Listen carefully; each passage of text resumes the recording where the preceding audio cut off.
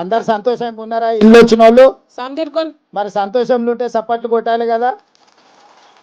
పిల్లలందరినీ మంచిగా చదివించుకుంటురా? మీకు అందరు తెలుగు అర్థమవుతుందా? సన్న బియ్యం వస్తున్నాయా? ఇందిరమ్మ ఇల్లు వచ్చిందా? బస్సులో ఉచితంగా ఆడబిడ్డలందరూ బస్సులో ఫ్రీగా ప్రయాణం చేస్తురా? కరెంటు మీ ఇంటి బిల్లు ఏం కడుతురా కడతలేరా? ఏం కడతలేరు కదా. ఇవన్నీ మంచిగానే ఉన్నాయా? ఇంకా తాగనీకే నీళ్ళు ఉన్నాయా ఊర్లో?